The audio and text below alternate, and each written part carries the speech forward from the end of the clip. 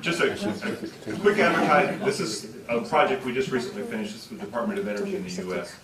The community has, and as of about 3 days ago, they shut down a atomic nuclear plant that had been operating for about 60 years continuously. So it's sort of like a big industrial center just shut down. 3,000 acres of really contaminated land, as you might imagine, and 3,000 jobs going away that were the best jobs in the county. So the work that we did with them was, what do we do next?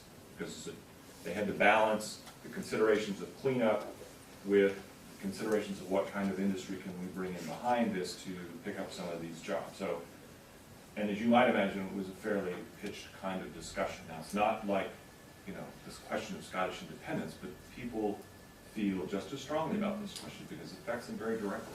Up until we were invited to participate here with this method, we thought that, you know, we had seen conflict, right? This is the nuclear plant, what do we do? Keep it open, shut it down? But no, it's very interesting to work with a project that's that controversial and to see how, to try to help people work together in a room when you have some very strongly held views. And sometimes people can be intolerant of one another's viewpoints, and that's difficult for the project sponsor, difficult for the meeting organizer, and for the other attendees.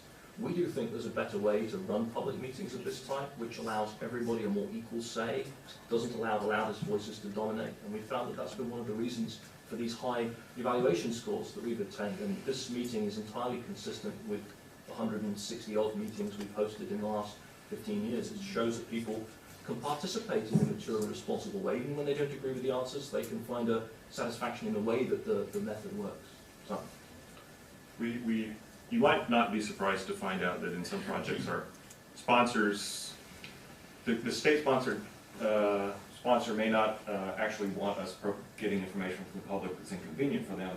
Similarly, we may have an interest group or two who don't want us gathering information that's inconvenient for them. So sometimes the real challenge is to find everybody who's not on one or the other end of the football game and who wants to have a voice. And that's one of our goals here. So what we try to do, make sure we include a lot of people, make sure that the process quality, in other words, the way that we gather this information is good, that this information that comes out is actually useful and relevant to the problem and not just arm waving and that sort of thing. And then we do it efficiently. We gathered, I'm not sure, several thousand data points from you guys this morning in a couple of hours. I realize it was a long period. But we gathered way more. If I tried to put that on flip charts, it'd be a stack of flip charts this high. Right? And it's all, so this information is all organized in a way that we can go back in and look at it and provide it to these gentlemen, and you guys will have a way to download it and look at it yourself when we get that done. So if there's efficiency from the public sector point of view and efficiency in terms of your time and people who come to a meeting are important things to consider when you're thinking about a public process. So that's what this is about. I don't think I'm going to talk about that. This is a typical. I told you the kinds of numbers you're getting. This is typical feedback we get when we ask people on it. We actually ask you on a scale of 9, on a scale of 10. This is the kind of response we've gotten over the last decade from different kinds of projects. When we ask the process question, now they may hate all the results. They may hate all the options they have. When we ask them about how we went about deciding, they're pretty happy with that. So that's why originally we were anxious to come and to meet with you because we thought this could be something that could contribute to the way that you conduct your conversation going.